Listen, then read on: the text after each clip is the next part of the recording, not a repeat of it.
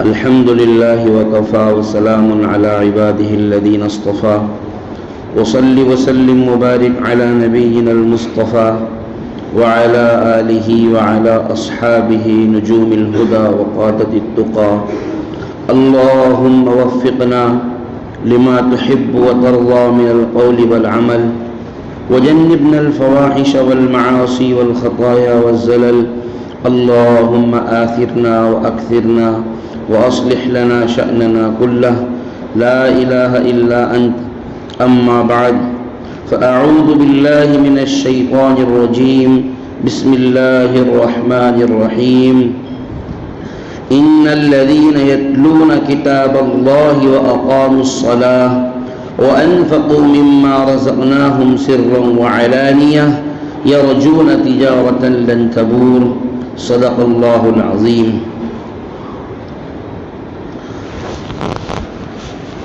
میرے محترم دینی بھائیوں اور بزرگوں، نوجوان ساتھیوں، اللہ رب ذوالجلال والاکرام کا بے پایا انعام اور احسان اور اسی کی ان گنت نعمتوں کا صدقہ اور طفیل ہے کہ اس پرفتن اور گئے گزرے فتنہ و فساد کے دور میں بھی اس نے ہمیں اپنا نام لینے کی توفیق عطا فرمائی. میرے بھائیوں، زندگی میں کچھ موڑ ایسے آتے ہیں جہاں انسان نا امیدی کے دہانے پر جا کر کھڑا ہو جاتا ہے اور اسے ایسا لگتا ہے کہ بس میں مر جاؤں گا، میں ختم ہو جاؤں گا. بسا اوقات آدمی کا کاروبار ٹوٹ جاتا ہے، ہزاروں لوگوں کو قرض دینا باقی ہے، کاروبار چل نہیں رہا، تاجروں کے بیپاریوں کے فون پہ فون آ رہے ہیں، آپ کسی کا فون بھی نہیں اٹھا پا رہے ہیں. ایک دو تاجر آپ کے گھر پہنچ گئے، آپ ڈپریشن کا شکار ہو جاتے ہیں. کبھی کبھار دل چاہتا ہے کہ بس خودکشی کر لیں، کبھی کبھار دل چاہتا ہے شہر گھر والے بیوی بچے سب کو چھوڑ چھاڑ کر ایسی جگہ چلے جائیں کہ کوئی ہمیں دیکھنے والا نہ ہو، سارے موبائل سب سوئچ آف کر دیں، بند کر کے پٹک دیں، کسی کو پتہ ہی نہیں چلنے دے کہ ہم کہاں ہیں، پولیس والے بھی ڈھونڈتے رہیں تو ان کو بھی نہ ملے. کبھی کبھار آدمی سوچتا ہے کہ میں اگر یہ کاروبار نہ کرتا تو ہی بہتر ہوتا، اس سے بہتر تھا کہ کوئی مزدوری کر لیتا، کسی کی ملازمت کر لیتا. یہ ایک آدمی کی ذہنیت زندگی کے حالات مختلف ہونے کی وجہ سے کبھی کبھار بنتی ہے. اور زندگی کا پہیہ ایسی چیز ہے جو کبھی رکتا نہیں ہے، جو ہمیشہ چلتے ہی رہتا ہے. سورج جب نکلتا ہے تو اچھے برے دونوں لوگوں کے لیے نکلتا ہے، غروب ہوتا ہے تو دونوں لوگوں کی شام کرتا ہے. چاند جب چمکتا ہے تو اس کی روشنی ہر خاص و عام کو پہنچتی ہے. رات کی تاریکی جب آتی ہے تو ہر خاص و عام چھوٹے بڑے سب کو دکھنا بند ہو جاتا ہے اور سب کی کیفیت اور سب کی دیکھنے کی طاقت ایک جیسی ہی ہوتی ہے. لیکن اللہ تبارک و تعالی رب ذوالجلال جو ہمہ وقت ہر وقت قدم قدم پر انسان کی رہنمائی کرتا ہے، جو ہر موڑ پر انسان کو سنبھالتا ہے، اس کو سنبھالا دیتا ہے اور اس کے گرتے ہوئے حالات کو ایک دم سے طاقت و توانائی میں تبدیل کر دیتا ہے. پھر کہیں جا کر انسان کو دوبارہ امید بندھنے لگتی ہے. آپ اس کو مثال سے یوں سمجھیں جیسے کبڈی کا مقابلہ ہو رہا ہے، آپ کے 10 آدمی آپ کے ہیں، 10 سامنے والی ٹیم کے ہیں، آپ کے 9 آدمی مر گئے، اب ایک اکیلا بچا ہے۔ آپ نے سوچ لیا کہ اب ہماری ہار پکی ہے، ہارنا لازم ہے ہمارے لیے، اور سامنے والی ٹیم آپ کو مضبوط نظر آتی ہے، لیکن اچانک ایسا ہونے لگتا ہے کہ وہ جو اکیلا تھا اس نے سامنے والی کے ایک آدمی کو مار دیا، تو اب ادھر کتنے ہو گئے؟ 9، اور آپ کے کتنے ہو گئے؟ 2۔ آپ کے 1 سے 2 ہو گئے، ادھر 10 سے 9 ہو گئے۔ پھر یہ ہوتا ہے کہ یہ 2 مل کر ایک کو مارتے ہیں تو ادھر 8 ہو گئے، ادھر کتنے بچے؟ ادھر کتنے ہو گئے؟ 3۔ جیسے ہی 3 ہوتے ہیں آپ کو پھر امید جگتی ہے، ارے اب جیت سکتے ہیں، پھر آپ توجہ دینا شروع کرتے ہیں، دھیرے کر کے آپ کے طرف بڑھتے جاتے ہیں، ادھر گھٹتے جاتے ہیں۔ پھر جو کیفیت آپ کی تھی کہ آپ کے 1 تھے ادھر 10 تھے، اب آپ کی طرف 9 ہو جاتے ہیں، 10 ہو جاتے ہیں، اور ادھر 2 یا 1 یا 4 کم ہی بچتے ہیں، تو آپ کی وہ امید یقین میں تبدیل ہو جاتی ہے، اور آپ کو ایسا لگنے لگتا ہے کہ بس اب ہم یہ بازی جیت جائیں گے، اب ہمارا کام بن گیا، گیم ہمارے قبضے میں آ گیا، میچ ہم نے ہاتھ میں لے لیا، ارے اب تو کوئی نہیں ہرا سکتا، ارے اب تو سب دیکھ لیں گے۔ پھر آپ کو ایک حوصلہ بنتا ہے، آپ کو ایک جذبہ پیدا ہوتا ہے، آپ کو ایک طاقت پیدا ہوتی ہے، آپ کو ایک قوت پیدا ہوتی ہے۔ اس طاقت اور قوت کی وجہ سے، اس حوصلے اور جذبے کی وجہ سے آپ اپنے مد مقابل کو شکست دے دیتے ہیں۔ یہی تو ہوگا شیطان دجال کے ساتھ میں، یہی کام تو ہوگا۔ جب دجال نکلے گا تو وہ اپنے غلبے اور قوت کے ساتھ سارے لوگوں کو پست کرے گا، سب کو مارے گا، جو چاہے گا کرے گا، لوگوں کے حواس باختہ ہوں گے، لوگ ہوپلس ہو چکے ہوں گے، اور لوگوں کو احساس نہیں ہوگا کہ اب ہمارے ساتھ کیا ہو جائے۔ ہر آدمی یہ سوچے گا کہ میرا مرنا طے ہے، ہر آدمی یہ سوچے گا کہ میرا کبھی بھی مرڈر کیا جا سکتا ہے، ہر آدمی یہ سوچے گا کبھی بھی مجھے موت کے گھاٹ اتارا جا سکتا ہے۔ لیکن نا امیدی کے اس زمانے میں اور نا امیدی کے اس طوفان میں ایک بندہ مومن کھڑا ہوگا جو امید کی روشن کرن، امید کی روشن شعاع لے کر کے اس کے مقابلے کے لیے آئے گا۔ دجال اس سے پوچھے گا، بتا مجھے اپنا خدا مانتا ہے یا نہیں مانتا؟ وہ کہے گا میں نہیں مانتا، میں تجھے اپنا رب نہیں مانتا۔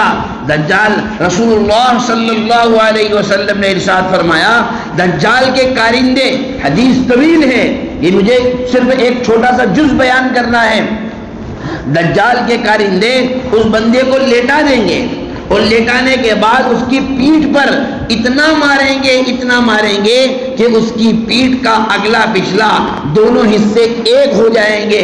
ہماری اصطلاح میں، ہمارے علاقے میں جس کو کہتے ہیں، اس کی پیٹھ چپٹی ہو جائے گی۔ کیسی ہو جائے گی؟ چپٹی ہو جائے گی، بالکل پریس ہو جائے گی۔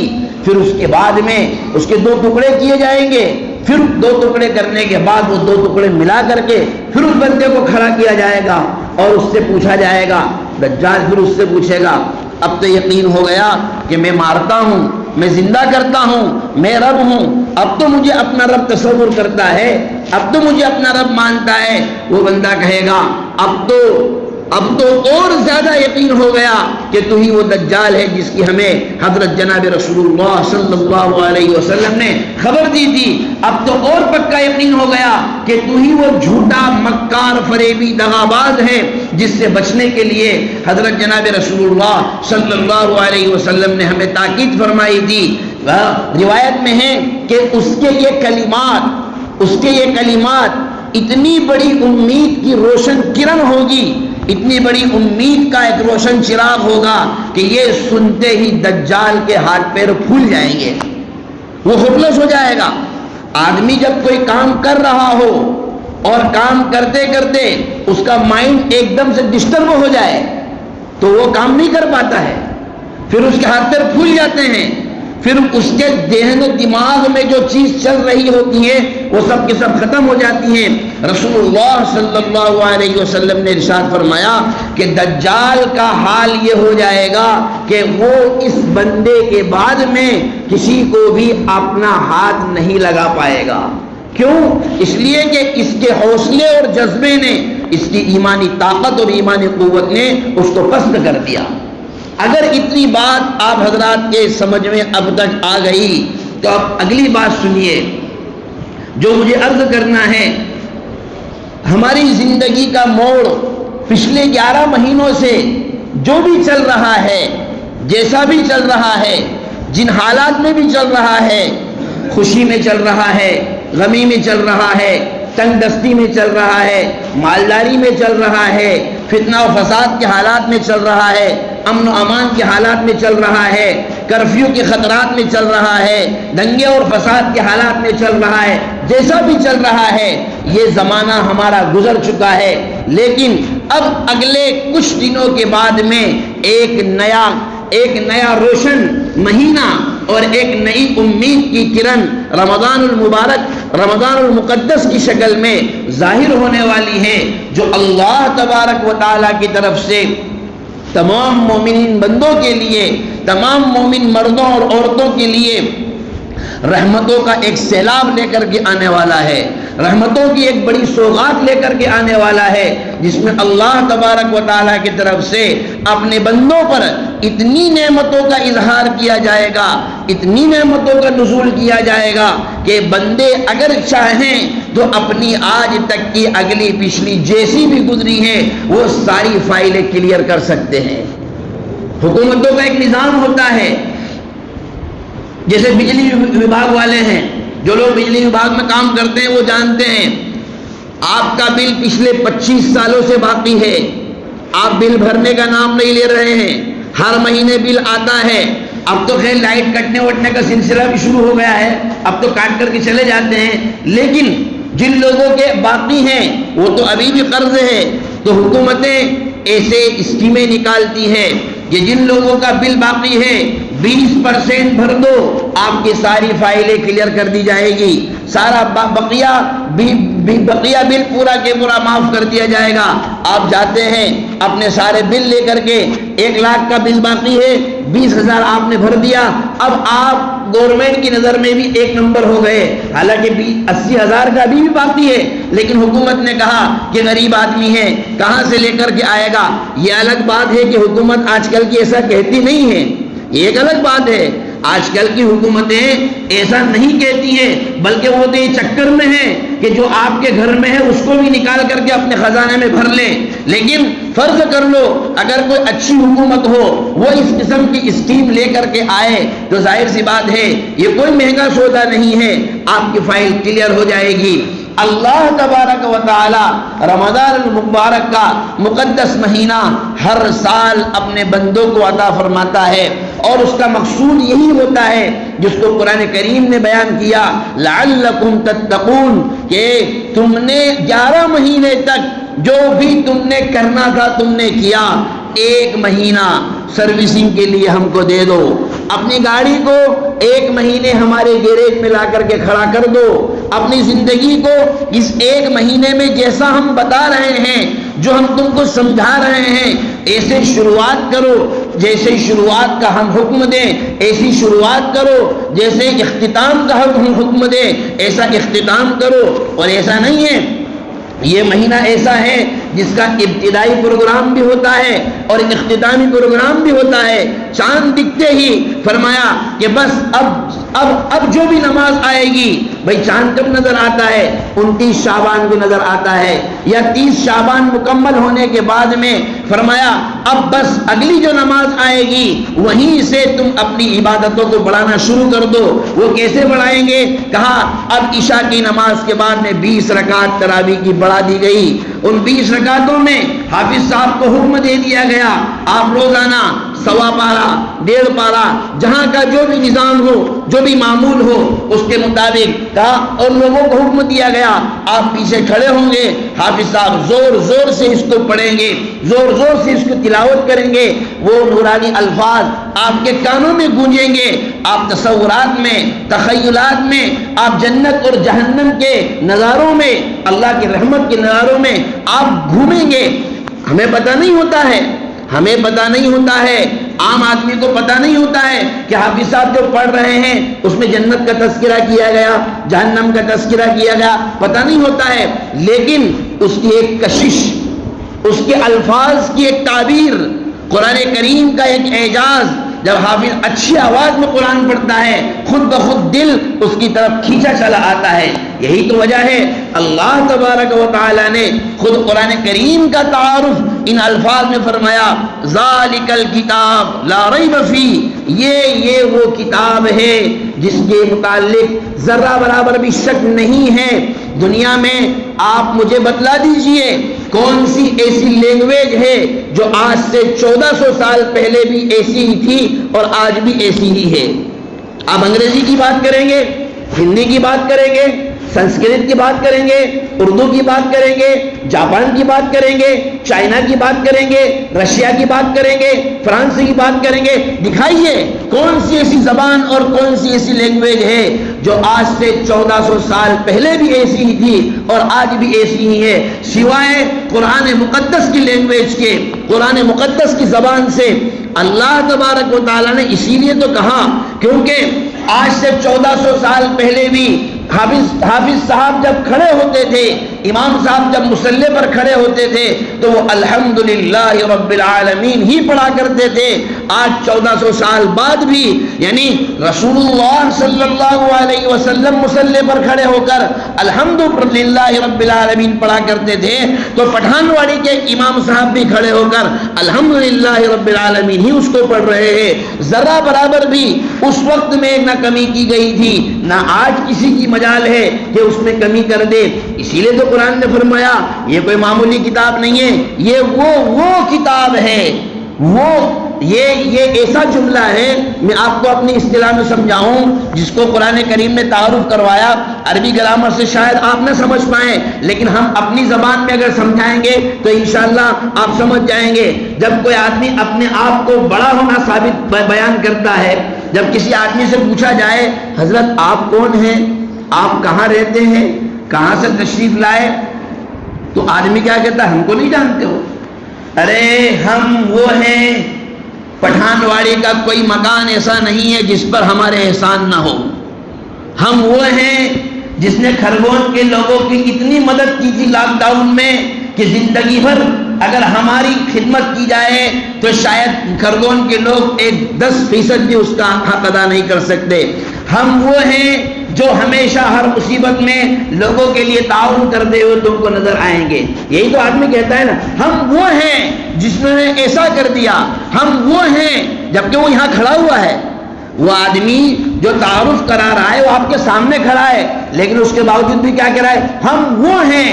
اللہ تبارک و تعالیٰ نے اپنی کتاب کا تعارف کرایا، یہ وہ کتاب ہے جس میں ذرہ برابر بھی شک و شبے کی گنجائش نہیں ہے. اس لیے کہ اگر ذرا سا بھی شک اور شبہ اس کے اندر ہوتا تو پچھلے 1400 سال سے زائد ہو گئے ہیں اس میں کہیں نہ کہیں کوئی تردد آتا. آخر کیا وجہ ہے؟ ایک نماڑی آدمی جو اپنی زبان صحیح ڈھنگ سے نہیں بول سکتا، جس کو بولنے کے لیے صحیح طور پر اردو نہیں جانتا. ہم میں سے اکثر لوگ یہاں جو مجمع بیٹھا ہوا ہے اس میں سے میرے اپنے علم کے مطابق اکثر وہ ہیں جو اردو نہیں جانتے ہوں گے، اکثر وہ ہیں جو ہندی جانتے ہیں، ہندی پڑھنا بھی جانتے ہیں، ہندی بولنا بھی جانتے ہیں. لیکن کبھی آپ نے ایسا دیکھا کہ ہم اب قرآن ہندی میں پڑھیں گے اس لیے کہ ہم عربی نہیں جانتے ہیں، ہم قرآن کو ہندی میں نماز میں پڑھ کر کے سنائیں گے اس لیے کہ ہم کو عربی نہیں آتی ہے. بتائیے کیوں نہیں کرتے ہیں؟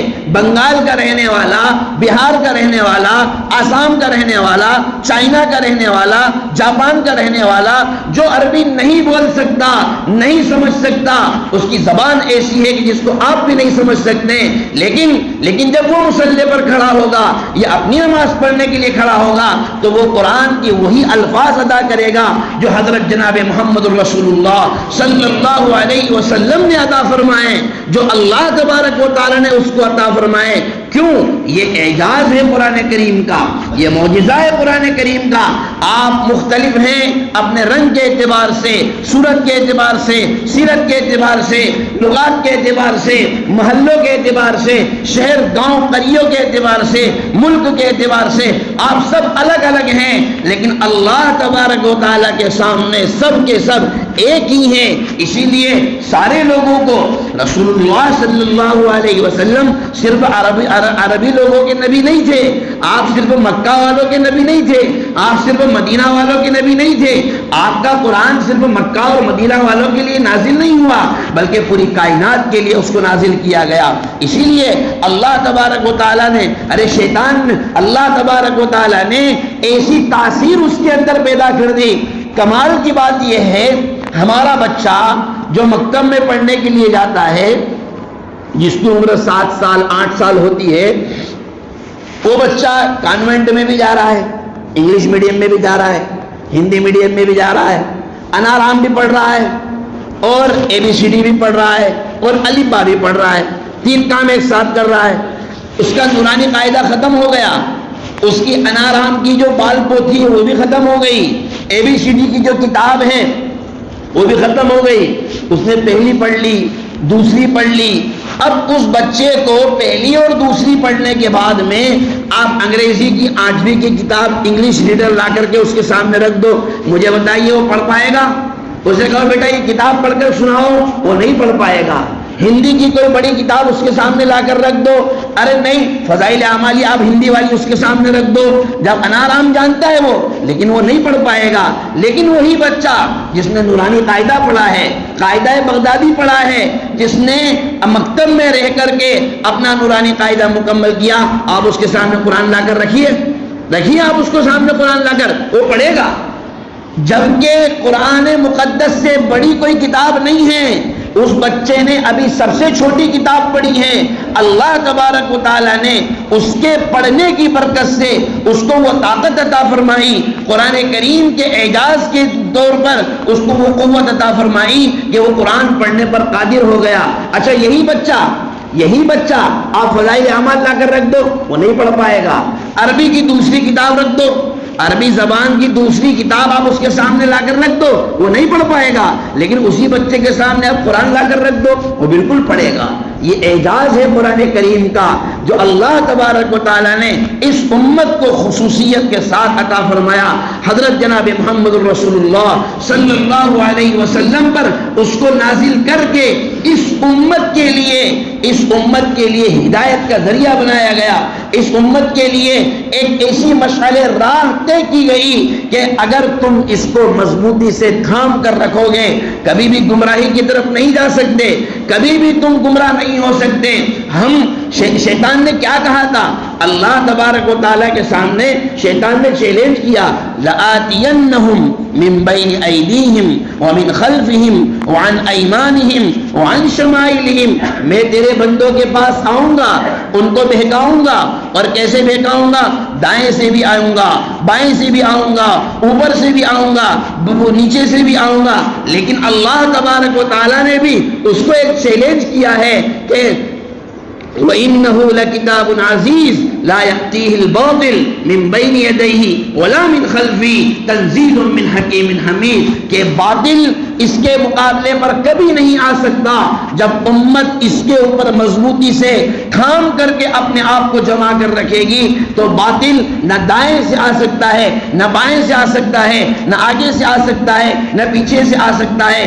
اس لیے کہ تنزیل من حکیم حمید ایک ایسی ذات کی طرف سے نازل شدہ ہے جو سب سے زیادہ حکمت والا اور سب سے زیادہ تعریف کے قابل ہے. تو رمضان شروع ہوتے ہی ہمارے ہاتھوں میں قرآن تھما دیا جاتا ہے, قرآن سے ہمیں نسبت دے دی جاتی ہے, قرآن سے ہمیں جوڑ دیا جاتا ہے کہ تم اس کو پڑھو, اس کی تلاوت کرو, اس کو سنو. تو رمضان شروع ہوتے ہی ہمارے پاس میں سب سے پہلے قرآن آتا ہے جو تراویح کی شکل میں ہمیں پڑھ کر کے سنایا جاتا ہے. پھر جیسے ہی صبح ہوتی ہے اگلی رات گزرتی ہے, رات گزرنے کے بعد میں سحری کا وقت آ کر کے ہمیں جگاتا ہے. 3 بجے رات سے ہی, گھروں میں تو 2-2:30 بجے رات سے ہی مسجدوں میں اعلان ہونا شروع ہو جاتے ہیں کہ مسجد کی گھڑی میں اتنے بجے ہیں, اللہ والو جاگ جاؤ, روزے داروں جاگ جاؤ, سحری کھانے والے جاگ جاؤ. یہ کیوں ہو رہا ہے؟ آج سے پہلے تو نہیں ہوا تھا, لیکن یہ مؤذن آ کر کے کیوں اعلان کر رہا ہے؟ اسے پتا ہے کہ اب صبح صادق سے لے کر کے غروب آفتاب تک ہمیں اللہ تبارک و تعالیٰ کے حکم سے روزہ رکھنا ہے. اور روزہ صرف اس کا نام نہیں ہے کہ ہم نے صبح سے لے کر شام تک کچھ نہیں کھایا. روزہ در حقیقت اپنی خواہشات کو قربان کرنے کا نام ہے. ہمارا دل چاہتا ہے کہ ہم دن میں بھی کھائیں، لیکن ہمارے رب نے کہا ہاتھ نہیں لگا سکتے. ہمارا دل چاہتا ہے کہ فریج میں رکھا ہوا ٹھنڈا پانی پی لے، لیکن ہمارے رب نے کہا نہیں نہیں نہیں، میں دیکھ رہا ہوں اگر تم نے ذرا سا ایک گھونٹ بھی پیا تو تمہاری پوری محنت ضائع ہو جائے گی.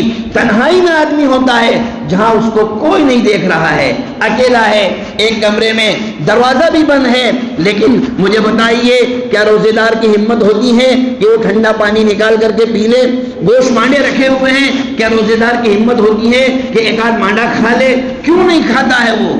کون سی چیز ہے جو اس کو تنہائی میں بھی اس جگہ تک ہاتھ لے جانے سے روک رہی ہے؟ وہ کون سی چیز ہے جو تنہائی میں بھی اس کا گلا خشک ہونے کے باوجود بھی اس کو پانی پینے سے روک رہی ہے؟ وہ کون سی چیز ہے، وہ کون سی طاقت اور قوت ہے جو سب کچھ قدرت کے باوجود بھی، سب کچھ اسباب کے باوجود بھی، سب کچھ وسائل کے باوجود بھی اس بندے کو وہ نعمتیں جس پر اس کی نظر پڑ رہی ہیں لیکن ہاتھ لگانے کی جرأت اور ہمت نہیں ہو رہی ہے؟ وہ ہمارے رب اللہ تبارک و تعالیٰ کا فرمان کہ اتم الصیام الی اللیل، جب تک کہ رات نہ آ جائے، سورج غروب نہ ہو جائے، کسی چیز کو ہاتھ نہ لگانا. تو یہ دوسرا کام ہے. رمضان کے لگتے ہی یہ بندہ مومن روزہ رکھنا شروع کرتا ہے. ایسی صورتحال میں بڑی ناانصافی ہے، بڑی غداری ہے، بڑا ظلم ہے. وہ نوجوان بھائی ہمارے، وہ نوجوان لوگ جو طاقت کے باوجود بھی، قدرت کے باوجود بھی روزے نہیں رکھتے ہیں، پان کی دکانوں پر، گٹکے کی دکانوں پر پان کھاتے رہتے ہیں.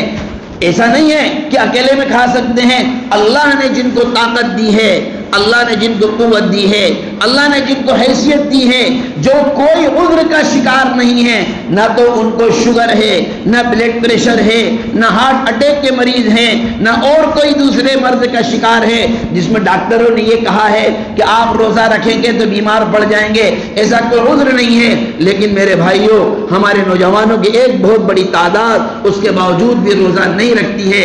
اللہ کے واسطے، اللہ کے واسطے جس طریقے سے ہم نماز جمعہ کو، جمعے کی نماز کو اہمیت دیتے ہیں اور اس کے لیے اپنا وقت فارغ کرتے ہیں، یہ جس طریقے سے ہمارے اوپر فرض ہے، اسی طریقے سے 5 وقتہ نمازیں ہمارے اوپر فرض ہیں اور ایسے ہی روزے بھی ہمارے اوپر فرض ہیں. اہتمام کریں اللہ کے واسطے.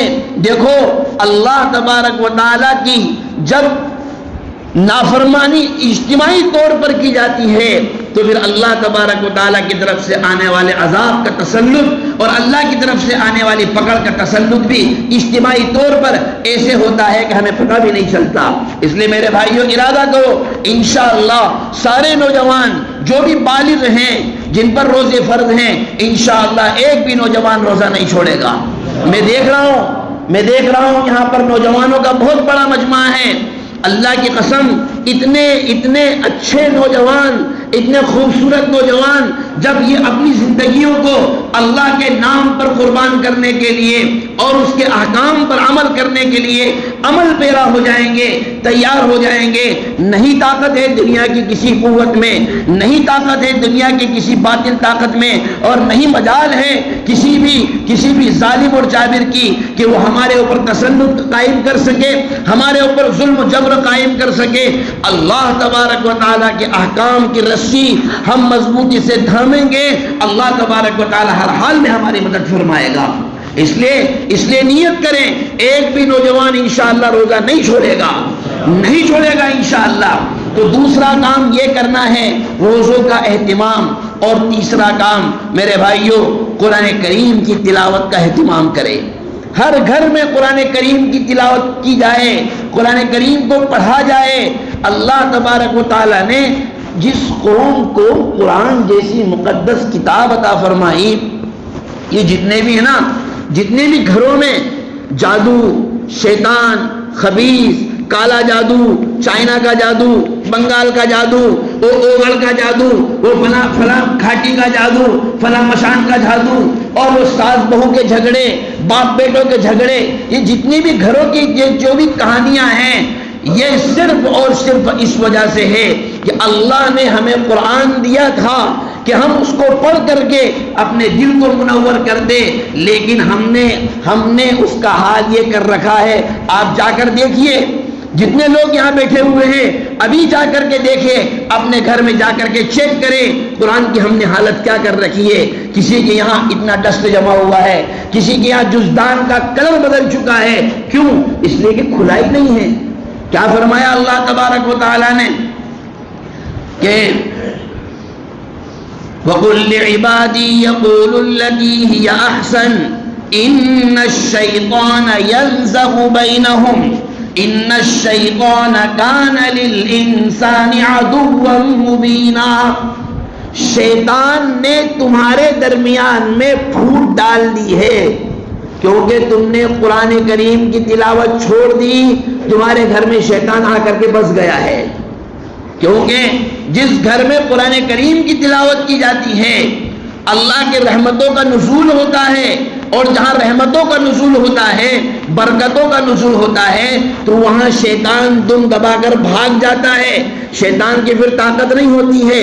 حدیث میں آتا ہے، جناب رسول اللہ صلی اللہ علیہ وسلم نے ارشاد فرمایا، اذا اذن للصلاة ادبر الشیطان وله زرات، جب نماز کے لیے اذان دی جاتی ہے تو اللہ اکبر یہ نام سن کر، اللہ اکبر کیا ترجمہ ہے اس کا؟ اللہ سب سے بڑا ہے، یہ الفاظ سن کر کے شیطان بھاگ جاتا ہے۔ اور کیسے بھاگتا ہے؟ حدیث میں فرمایا گا وَلَهُ زُرَاتٌ، ہوا خارج کرتے ہوئے بھاگتا ہے، ری خارج کرتے ہوئے، جس کو ہماری زبان میں کہتے ہیں پادتے ہوئے بھاگتا ہے، یعنی ایسا بھاگتا ہے کہ شیطان کی پاد نکل جاتی ہے، ایسے بھاگتا ہے۔ کیوں؟ اس لیے کہ اللہ تبارک و تعالیٰ کے نام کا جلال اس کے لیے ناقابل برداشت ہوتا ہے۔ تو جب یہ اذان کی طاقت اور قوت ہے، جن گھروں میں قرآن کریم کی تلاوت کا اہتمام کیا جائے گا، اللہ تبارک و تعالیٰ ان گھروں سے جنات، شیطان، جادو، خبیث، یہ اس کے پاس جاؤ تعویذ لے کر آؤ، اس کے پاس جاؤ، اور پھر وہ جس کے پاس جاتے ہیں وہ بھی قاعدے سے گولی بناتا ہے، وہ بھی پھر قاعدے سے بتی دیتا ہے۔ کیوں معلوم؟ اس لیے کہ اگر اس نے یہ کہہ دیا کہ آپ کو کچھ نہیں ہے، آپ کی کنڈیشن نارمل ہے، تو آپ اس سے بزن ہو جائیں گے، مولانا کے دم وم نہیں ہے، آپ کیا کہیں گے؟ کوئی دم والی بات نہیں ہے، دوسرے مولانا کے پاس چلو۔ اس لیے کہ ارے میں اتنے دنوں سے پریشان ہوں، اتنے دنوں سے میری حالت یہ بنی ہوئی ہے، اور مولانا کہہ رہے تم کو کچھ نہیں ہے، تو یہ مولانا نے برابر چیک نہیں کیا، کوئی دوسرے کے پاس جائیں گے، تو مولانا کو پتا ہے کہ اگر اس کو گولی نہیں دوں گا تو یہ دوسرے کے پاس جائے گا، اس لیے کچھ نہ کچھ پوڑیا وہ دے کر دیتا ہی ہے کہ ہاں تمہارے اوپر کچھ اثرات ہیں، اس لیے ایک کام کرو، یہ زعفران لے آؤ، ایسا مرغا لے آؤ، اتنی فیس لگے گی، اتنا صدقہ لگے گا، اور ایک کام کرو تم کہاں جاؤ گے، لاؤ میرے کو دے دو، میں سب کر لوں گا، بس ہو گیا اس کا کام اتنے میں۔ تو یہ ان لوگوں کی بات کر رہا ہوں جو 2 نمبر میں عملیات کرتے ہیں، ورنہ نفس عاملین جو حضرات، جو نیک لوگ ہیں، جو حقیقت میں عمل کرتے ہیں قرآن اور حدیث کی روشنی میں، وہ اس سے مستثنا ہے، وہ اس سے مستثنا ہے۔ میں ان لوگوں کی بات کر رہا ہوں جو لوگوں کو بیوقوف بنانے کا کام کرتے ہیں۔ کیوں ہوا یہ؟ قرآن کریم کی تلاوت کا گھروں سے اہتمام چھوڑنے کی وجہ سے۔ تیسرا کام میرے بھائیوں، نوافل کا اہتمام کریں گے انشاءاللہ، لیکن میں اپنے نوجوانوں کو حضرت میں یہ کہتا ہوں، آپ مت پڑھیے نوافل، آپ پر نوافل نہیں ہے، جو قضا ہے، جو چھٹی ہوئی ہے، آپ رمضان میں اس کا اہتمام کریں۔ ارے پورے سال ہم نے نمازیں نہیں پڑھی ہیں، صرف جمعے کی ایک ہفتے میں ایک نماز پڑھی ہے ہم نے، اور جو 6 دن کی، جو 7 دن کی پوری نمازیں جمعے کے علاوہ چھٹی ہوئی ہیں، آپ اس کو ادا کیجئے، اس لیے کہ وہ ہمارے اوپر قرض ہے۔ جس آدمی پر قرض ہو اس پر زکوٰۃ واجب نہیں ہے، اس کا کام یہ ہے کہ وہ پہلے قرض ادا کرے۔ تو بابا پہلے ادھاری چڑھی ہوئی ہے، وہ ادھاری اتاریں، اس کے بعد پھر مدرسے والوں کو رسید کٹائیں، کوئی دقت نہیں ہے۔ اگر آپ پر قرض ہے اور آپ نے یہ کہہ دیا مولانا طیب صاحب دارالعلوم سیدوا کا چندہ کرنے کے لیے آئے اور آپ پر قرض ہے اور آپ یہ کہہ دیں کہ یار مولانا میں بہت مقروض ہوں، اس مرتبہ میں رسید نہیں کٹا پاؤں گا، آپ پر کوئی گناہ نہیں ہے۔ یہ آپ نے بہت اچھا کام کیا جو کھل کر کے مولانا طیب کو بتا دیا کہ میں مقروض ہوں، تاکہ وہ آئندہ آپ کو چندے کے لیے نہ ٹوک سکے۔ آپ شرما ساٹھی میں اگر کچھ دے رہے ہیں بنا دو، پچھلی کتنی تھی 500 کی تھی 1000 کی بنا دو۔ ارے بھائی تو خود مقروض ہے، پہلے تو اپنا قرض ادا کر، جن کو دینا ہے ان کو دے، وہاں نہیں دے گا کوئی سوال نہیں کیا جائے گا۔ لیکن اگر وہ قرض نہیں ادا کیا اور مر گیا، قیامت کے دن اس کی پوچھ کی جائے گی۔ تو جو نمازیں ہماری چھٹی ہوئی ہیں رمضان کے مہینے میں، ہم اپنی قضا نمازوں کی ادا کا اہتمام کریں گے انشاءاللہ۔ اور آخری بات یہ سارے کام کرنے کے ساتھ ساتھ میں میرے بھائیوں دعاؤں کا اہتمام کریں۔ دعاؤں کو ہم سمجھیں، ہم نہیں سمجھتے ہیں دعا کیا ہے، ہمیں اس کا احساس نہیں ہے، کیونکہ ہم اپنی پریشانیوں کا حل مانگنے کے لیے حکمرانوں کے پاس جاتے ہیں، وہ فلاں ودھائک کے پاس چلو وہ اپنا کام بنا دے گا، وہ فلاں بھائی صاحب ہے جن کی بہت پکڑ ہے ان سے ایک فون لگوا دو کام بن جائے گا۔ ہم اس کے سامنے روتے ہیں، سارے لوگوں کے سامنے رو کر کے گڑ گڑا کر کے اپنے دکھڑے سناتے ہیں۔ ارے جو تمہارا دکھڑا سننے کے لیے بے قرار ہے، ایک بار اس کے پاس جا کر بھی تو کہو اے اللہ ہمارے احوال کو ہمارے بیان کرنے سے پہلے تو جانتا ہے کون سی چیز ہے جو تجھ سے پوشیدہ ہے، ہماری کون سی کیفیت ہے جو تیرے علم میں نہیں ہے۔ اگر ہم پریشان حال ہیں تو وہ بھی تو جانتا ہے، ہم مقروض ہیں وہ بھی تو جانتا ہے، ہمارے بچے جیلوں میں بند پڑے ہوئے ہیں وہ بھی تو جانتا ہے۔ ہم اپنی دکھ اپنی مصیبتیں اپنے اللہ کے سامنے رکھ کر کے اپنے اللہ کے سامنے اپنے دکھڑے سنائیں، اپنے اللہ سے ہم مانگے اور اس سے کہیں کہ ہماری ضرورتوں کو تو پورا کرنے والا بس تو ہی ہے۔ جب ہمارا اعتماد اور توکل اللہ کی ذات پر مکمل طریقے سے ہو جائے گا، کیا فرمایا جناب رسول اللہ صلی اللہ علیہ وسلم نے، لو توکلتم حق التوکل لو توکلتم علی اللہ حق التوکل لرزقکم کما ترزق الطیر تغدو خماسا وتروح بطانا۔ اگر تم اللہ تبارک و تعالیٰ پر ایسا توکل کر لو، ایسا بھروسہ کر لو جیسے جانور کرتے ہیں، پرندے کرتے ہیں، تو اللہ تم کو بھی ایسے ہی رزق دے گا جیسے ان کو دیتا ہے۔ وہ صبح میں خالی پیٹ نکلتے ہیں، شام کو پیٹ بھر کر کے اپنے گھروں پر لوٹتے ہیں۔ ہمارا حال بالکل اس کا الٹا ہے، صبح جب دکان جاتے ہیں تو 3 پراٹھے پھنسا کر جاتے ہیں، صاف ستھری بات ہے بھائی، 4-5 پراٹھے، اور اگر نہیں کچھ کھا کر گئے تو نٹراج پہ جا کر کے پوہے جلیبی پھنسائیں گے، کچوری کھائیں گے، اس کے بعد دکان پر جائیں گے، اور نہیں تو ہوٹل پہ ناشتہ منگائیں گے، پھر دکان کی شروعات کریں گے۔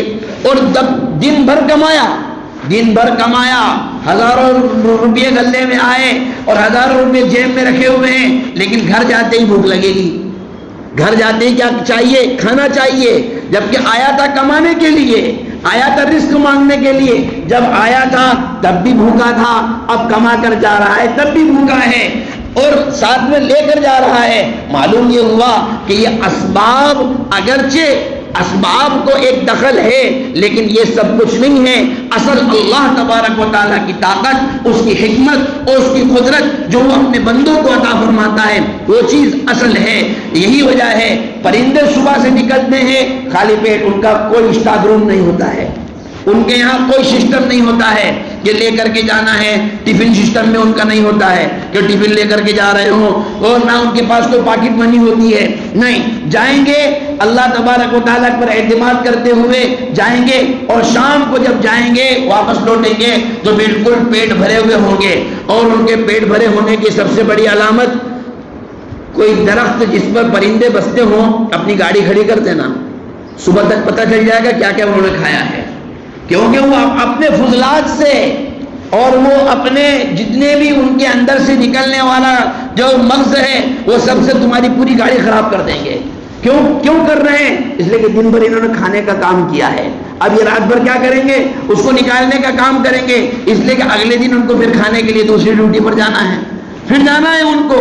تو رسول اللہ صلی اللہ علیہ وسلم نے فرمایا اگر تم اللہ کی ذات پر ایسا اعتماد اور توکل کرو گے اللہ تم کو بھی ایسے ہی رزق دے گا جیسے ان کو دے رہا ہے. تو میرے بھائیوں ایک تو رمضان المبارک میں تراویح کا اہتمام کریں، انشاءاللہ کریں گے. دوسرا کام روزوں کا اہتمام. ایک مومن بھی ایسا نہیں ہونا چاہیے جس کے روزے چھوٹتے ہوں، کریں گے انشاءاللہ. تیسرا کام تلاوت قرآن کریم کا انفرادی طور پر اہتمام کریں. چوتھا کام اپنی فرض نمازیں جو قضا ہو چکی ہیں ان کی ادائیگی کا اہتمام، اور جن کی نمازیں قضا نہیں ہوئی ہیں وہ نوافل کا اہتمام کریں. اور پانچواں کام کیا کریں؟ دعاؤں کا اہتمام کریں. اور ساتھ ساتھ میں ایک کام اور بڑھا لیں، وہ ہے انفاق فی سبیل اللہ کا. اللہ کے لیے مال خرچ کریں، کیونکہ تین باتیں قرآن کریم میں بیان کی گئی. ان الذین یتلون کتاب اللہ وَأَقَامُوا الصَّلَاةَ وَأَنفَقُوا مِمَّا رَزَقْنَاهُمْ سِرًّا وَعَلَانِيَةً يَرْجُونَ تِجَارَةً لَن تَبُورَ.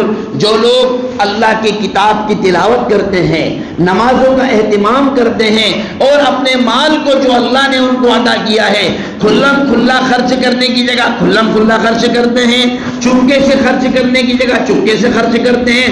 اللہ نے فرمایا یہ ایک ایسی تجارت ہے جس میں کوئی گھاٹا نہیں ہے. مال خرچ کرنے کے بھی طریقے ہوتے ہیں. مال خرچ کرنے کا بھی، مال کو بانٹ دینا یہ کوئی طریقہ نہیں ہے. ایسا نہیں ہے کہ بس آیا اور ہم نے مال بانٹ دیا. یاد رکھیے جو لوگ خود سے کما سکتے ہیں، جن کو اللہ نے طاقت توانائی دی ہے، آپ نہ دیں ان کو. رسول اللہ صلی اللہ علیہ وسلم سے بڑا غمخوار اور آپ سے بڑا ہمدرد اس امت میں کوئی نہیں پیدا ہو سکتا. ایک جوان آپ کی خدمت میں آئے، عرض کیا یا رسول اللہ میں پریشان حال ہوں اور میرے لیے روزی روٹی کا انتظام نہیں ہے. آپ نے یہ نہیں کہا کہ جاؤ گھر بیٹھو، میں ابو بکر کو کہتا ہوں یہ کٹ اس کے گھر بھیج دیں گے، ابو عمر کو کہہ دیتا ہوں کہ ایک راشن کا کٹ بنا کر اس کے گھر پہنچا دے. یہ نہیں کہا. فرمایا تیرے گھر میں کیا کیا ہے؟ فرمایا میرے گھر میں یہ سامان ہے. آپ نے کہا لے کر آؤ. وہ لے کر کے آئے، پیالہ لے کر کے آئے اور کچھ سامان تھا. آپ نے کہا اس کو مارکیٹ میں بیچ کر آؤ. وہ بیچ کر کے آئے. 2 درہم میں وہ سارا سامان بکا. 1 درہم آپ نے کہا اس کے تو راشن لے لے، گھر کا سامان لے لے. اور دوسرے درہم سے کہا کہ اس سے ایک لکڑی کا ٹکڑا لینا ہے اور کلہاڑی جو ہوتی ہے اس کا بھالا لینا ہے، اور تو جا جنگل میں جا لکڑیاں کاٹ اور خود کما. اور فرمایا 15 دن تک مجھے نظر مت آنا. کیا فرمایا آپ نے؟ 15 دن تک مدینے کی گلیوں میں تجھے دیکھ نہ لوں، 15 دن تک تم مجھے نظر مت آنا. تو رسول اللہ صلی اللہ علیہ وسلم نے اس جوان کو کیا کیا؟ کام پہ لگایا. تو جو لوگ کام کر سکتے ہیں اللہ کے واسطے، وہ بھیک مانگنے کے عادی نہ بنے. اس انتظار میں نہ رہیں کہ کوئی ہمیں رمضان میں کٹ لا کر دے گا تو ہم کھائیں گے. بالکل بھی نہیں. خود کمانے کے عادی بنے. ہاں وہ لوگ جو یقیناً محتاج ہیں، جو یقیناً مستحق ہیں، وہ عورتیں جن کے شوہروں کا انتقال ہو چکا، وہ بچے جن کے باپ کا سایہ سر سے اٹھ چکا، جن کے لیے کمانے کی کوئی سبیل نہیں ہے. ایسے ہی ہمارے وہ نوجوان بچے جو بے قصور جیلوں میں بند ہیں، ان کی کوئی سنوائی کرنے والا نہیں ہے. ان کے بچے اپنے باپ کے زندہ ہونے کے باوجود یتیم ہو چکے ہیں. ان کی عورتیں اپنے شوہروں کے زندہ ہونے کے باوجود بیوہ ہو چکی ہیں. ان کے بوڑھے ماں باپ اپنی اولاد کے زندہ ہونے کے باوجود بھی اولاد سے محروم ہو چکی ہے. ہماری ذمہ داری ہے وہ ایسے گھروں کو تلاش کریں، ان کے گھر جا کر کے پورے مہینے کا وقتاً فوقتاً ان کا تعاون کریں. کیا ضرورت ہے ان کے بچوں کی؟ اگر اسکول کی فیس کی ضرورت ہے وہ ہمارا کام ہے، ہم ان کے بچوں کی اچھی تعلیم کی فکر کریں. ان کے گھر میں افطاری کے لیے کچھ نہیں ہے، ہمارا کام ہے ہم اپنے گھر میں 500 کی افطاری لے کر جا رہے ہیں، نہیں 300 کلو 200 کے اس غریب کے گھر پہنچاؤ جس میں معصوم بچیاں بھی ہیں. میں آپ کو بتاؤں، آپ یقین جانیے ایسی حقیقتیں آپ کے خرگون شہر میں موجود ہے. رمضان آ رہے ہیں، گرمی شروع ہو چکی ہے، لیکن 6 فٹ پر پترے ہیں. کتنے فٹ پر؟ 6 فٹ پر، 7 فٹ پر. ارے ان کے گھروں میں تو اتنی جگہ بھی نہیں ہے کہ پنکھا لگا لے. وہ بیچارے پنکھا کہاں سے لائیں گے؟ لیکن اس کے باوجود بھی 15 سال کی بچیاں، 20 سال کی بچیاں، نوجوان بچیاں اور نوجوان بچے اور وہ مائیں جن کی کوئی عمر نہیں ہے لیکن وہ روزہ رکھ رہی ہے، کچھ نہیں ہے کھانے پینے کے لیے، روزہ رکھ رہی ہے۔ ایسے گھروں کو تلاش کر کے اپنا مال وہاں پہنچاؤ۔ اللہ کے واسطے یہ کام بند کرو۔ ذرا سا کچھ دے کر کے فوٹو کھنچوا لیتے ہیں، ذرا سا کچھ دے کر کے ویڈیو وائرل کرنا، ہم نے اتنا کر دیا، ہم نے اتنا کر دیا، یہ ٹھکوسلے بند ہونا چاہیے۔ آپ تعاون کرنا چاہتے ہیں، جائیے غریبوں کی بستی میں، تلاش کیجئے کون ہے ایسا جس کا گھرانہ دیندار ہے۔ وہ بیچارے اپنی شرم کے مارے، انہیں اپنی عزت کی فکر ہے، انہیں پتا ہے کہ فلاں صاحب سے اگر سوال کر لیا وہ بھیج تو دیں گے لیکن ساتھ میں فوٹو پورے خرگون میں وائرل کریں گے، یہ دیکھو فلاں خاتون کو ہم نے اتنا دیا۔ یہ کون سا طریقہ ہے تعاون کرنے کا؟ یہ کون سا طریقہ ہے امداد کرنے کا؟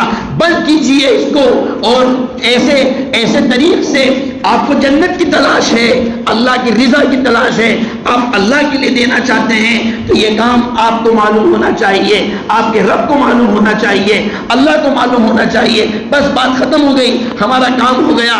یاد رکھیے اگر ہم دکھاوے اور ریاکاری کے لیے کام کرتے رہیں گے تو ٹھیک ہے، ضرورت پڑنے پر کسی کا تعاون تو ہو سکتا ہے لیکن اس کی جو بے عزتی ہوئی ہے وہ ہم واپس نہیں کر سکتے ہیں۔ اس لیے میرے بھائیوں تعاون کیجئے، خوب تعاون کیجئے۔ اللہ نے آپ کو مال دیا ہے، خوب لٹائیے لیکن اس کا طریقہ صحیح طریقے سے استعمال کیجئے۔ اللہ تبارک و تعالی آنے والے رمضان المبارک کی ہم سب کو قدر کی توفیق عطا فرمائے۔ اللہ ہم سب کو اعمال میں جڑنے کی توفیق عطا فرمائے، قرآن کریم کی تلاوت کا اہتمام کرنے کی توفیق عطا فرمائے، روزوں کا اہتمام کرنے کی توفیق عطا فرمائے، نوافل کا اہتمام کرنے کی توفیق عطا فرمائے، اور جو نمازیں قضا ہو چکی ہیں ان کی ادائیگی کا اہتمام کرنے کی توفیق عطا فرمائے، اور اپنے مال کو صحیح مصرف میں خرچ کرنے کی توفیق عطا فرمائے۔